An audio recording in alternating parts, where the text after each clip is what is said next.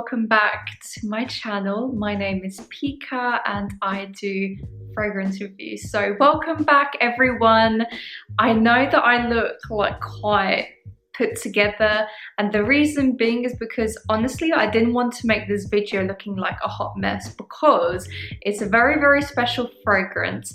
And before we get into the video, some of you might be like, oh Pika, why did you say best Western oud in your title? And reason being, guys, in my opinion, the ouds that you find in the Western market compared to Middle Eastern market can be quite different. Luckily here in London, we're very blessed and there are specific Middle Eastern brands that you can find that are really incredible, and those brands are very true to oud. So they have all sorts of different ouds, and that's something that I actually wanted to cover, you guys, because I feel like people just assume that there is only one oud out there, and there isn't.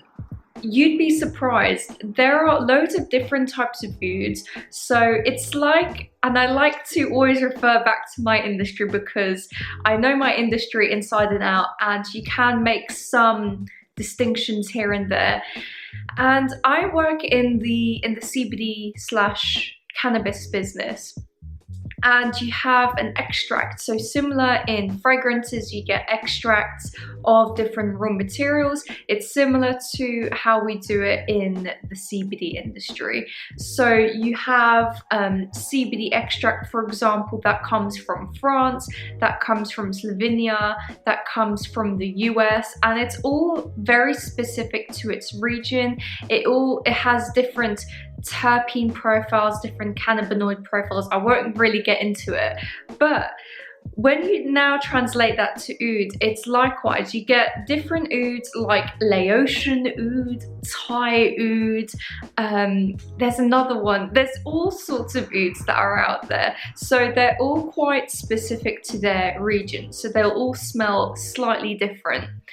And with this specific oud that I'm talking about, it's definitely a softer oud. It's more of a medicinal resinous type oud that we're talking about here.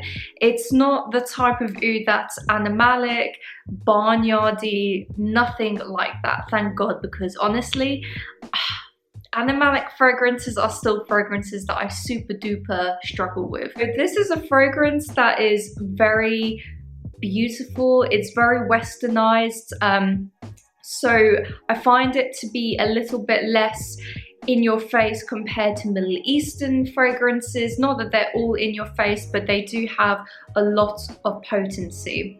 So what fragrance are we talking about? The fragrance that we're talking about today is called Oud and Santal by Cartier, and this is from their Les Heures Voyageuses collection.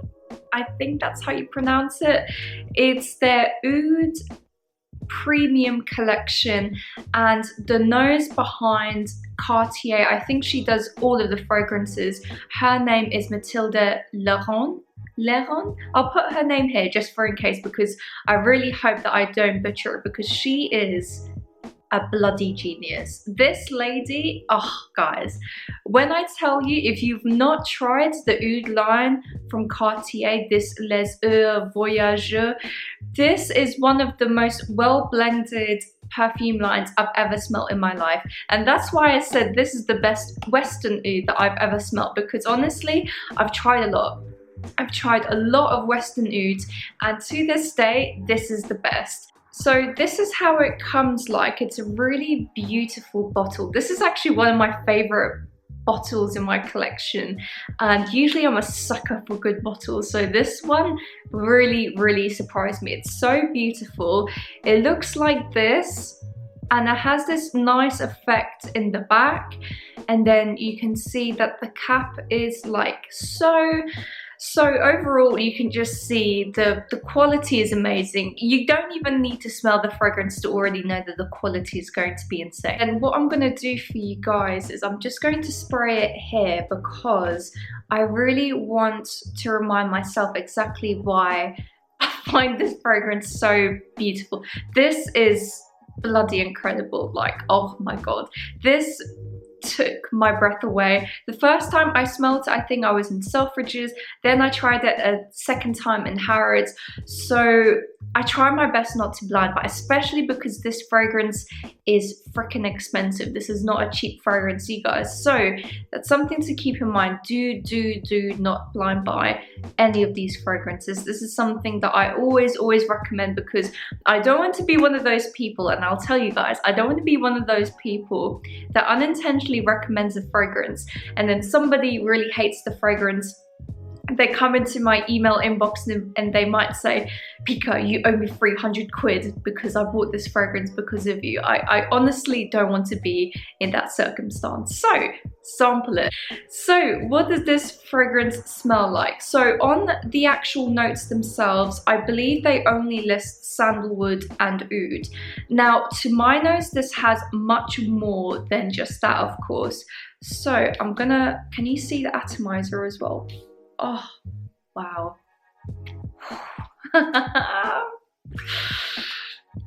Guys. Oh, wow, I'm getting emotional. You know when you smell a fragrance and you love it so much that you get emotional? That's what I'm feeling right now. So in the very beginning, I get something quite unique. And I get like this plum liqueur mixed with a beautiful soft sandalwood. So initially I don't get a lot of the oud. I get more so this dark rich plum liquor mixed with very creamy, very soft sandalwood, almost going into pencil shavings, but not there. This has a lot more character to it than pencil shavings. And then whilst it settles down, you do get a little bit of a medicinal resinous quality, and that's coming from the oud, you guys, right? So this is why it blows my mind so much, because you do get remnants of what you would normally associate with oud, but because it's blended so beautifully, it just becomes really resinous, very medicinal, soft and sweet. Is that a thing with ouds? Can they become sweet and resinous like I'm smelling here? So the point that I'm getting at, you guys, is this fragrance is so well blended that the oud itself probably, as I said, is a very specific type of oud that she's used, and I'm guessing specifically not an animalic type. But the, oh wow, but the mixture of the plum liqueur with the sandalwood, with the oud, almost smells like you can eat it, but it's not going there just yet. So it's in that, again, I don't want to use the term oriental because it's just a term that I don't really want to use anymore, but it's that kind of like resinous, deep, woody. It's not smoky, but it has a little bit of smoke with it, and boozy. So that's initially what I get. Now it does morph into different stages. This isn't a linear fragrance, which I don't find linear fragrances as a bad thing. Sometimes when you love the smell of them initially, you kind of want them to stay that way for the entire period. This one does chop and change a little bit, so I find in the mid of the fragrance, the oud takes over. It does become definitely heavier on the oud. Still very soft, still resinous and sweet and medicinal, but then the plum goes away. So only in the initial stages, I would say in the first half hour, you get the plum liqueuriness, the booziness just in the beginning, but it's very, very slightly boozy, guys. Don't think of this as like the ultimate boozy fragrance. It's only very slight, and I think the resinousness from is that even a word? The resinousness from the oud is accompanying that to make it smell as boozy as it is. And then once it starts to settle down, I get something very special, and I felt like I'd smelt it before, and in all honesty, I don't know what it was until I started sniff, sniff, sniff constantly. I was doing it for like a whole half an hour, you guys, just trying to understand where I was picking up this familiarity from.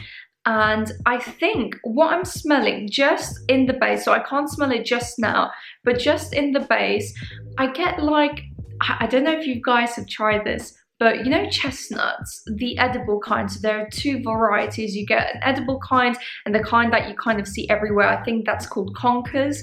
It's not conkers, it's chestnuts that we're talking about here. If you took chestnuts, boiled them, and started peeling back the shell, that smell is exactly what I get right at the base. And I think the reason being is because the sandalwood becomes quite nutty and it becomes quite lactonic, and that's what I get mostly in chestnuts as well. So it has this nutty lactonic while still being obviously its woody self alongside the oud. So that's technically, I mean, I know it sounds pretty bizarre and pretty nuts, pun. So that's pretty much what I get in the base of this fragrance. It's really beautiful. There's nothing that comes across as harsh at all. This is how I would describe if you have a normal sweater and if you had a cashmere sweater. This is the cashmere, and it does have that soft fluffiness, which is just wow. It's really, really beautiful, you guys. And in all honesty, I think, and I have a huge hunch, that this fragrance does use real oud and possibly real Mysore sandalwood. Technically, nowadays, I don't think you can just chop down any old oud anglewood tree or Mysore sandalwood tree. Obviously, that comes from a specific region. I think you do have to farm for it nowadays. But I do really believe, I don't know whether it's true, but smelling it, it does feel like it has real sandalwood and real oud in here, honest to God. And that's why, even though it is more expensive, you guys, it's worth the money. It's worth the money. To me, it's 100% worth the money. Just the experience alone is worth the money. Now, the real question is, what would I imagine myself doing wearing this fragrance? And I was thinking about it for a very, very long time. And because of the performance, so this has great longevity, really amazing, amazing longevity. But the projection isn't that great. I would say it projects for the first hour, then kind of becomes very much close encounter rather than being a bit more beast mode. I should say monster mode now, just to annoy you guys. But this is definitely more of a close encounter, and personally speaking, I think this would work really well on a second, third, fourth date. This is not a first date because you know you do really want the other person to smell you. This is definitely a second, third date. Would I wear this to work? For a very important business meeting, yes, because it's not overwhelming.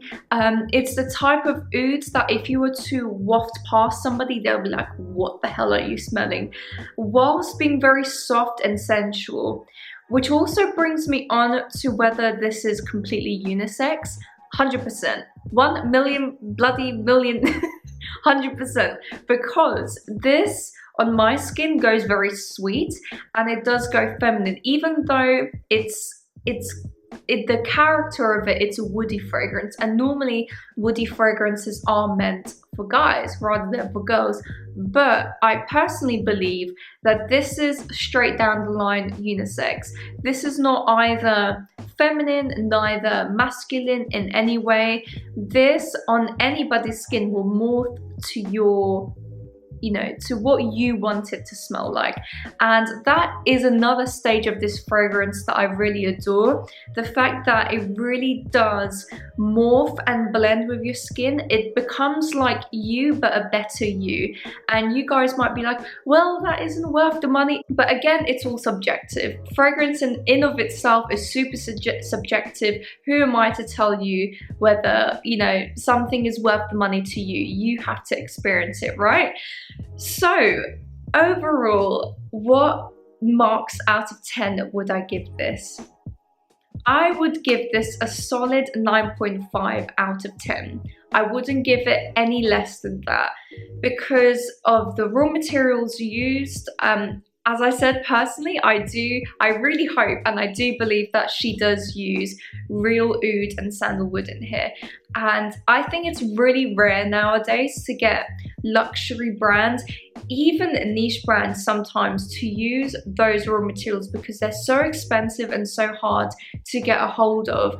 And what I'd also suggest to you guys as well, go to the Cartier boutique. Go to their boutique. They have amazing fragrances. This is not just the only one. There's Oud Amber, Oud and Musk, Oud Radio, and Oud and Rose. And then there's an Oud and Pink, I think, as well. I think the next fragrance that I'm going to pick up from this line after this one is Oud and Amber, because that one, that one is pretty incredible as well. Anything from this line is out of this world incredible, and that is why I personally believe it's the best Western ouds that I've smelled on the market. Obviously, I haven't smelled every single one, but from all of the ones that I've smelled, this is the best one. This takes the cake. So overall, I absolutely love it. I can't wait to fully wear it once we're out of this lockdown mess, which I don't know when we're ever going to be out of, but I've had some dates come through. I don't know whether those dates we can trust because I have trust issues after last year, but we'll see how it all goes. So hope you guys have a brilliant weekend. I am planning 8 videos coming up. I know, right? I have literally so many ideas, you guys, but work has really stressed me out this week and I just couldn't have any time to film and sit down. Plus, I have some lighting coming. I have a proper tripod coming as well. So I'm going to have much higher quality videos compared to this. Hope you guys have a brilliant weekend. Have a chill one. Enjoy, relax, all of that jazz. And I'll catch you next time. Bye, guys.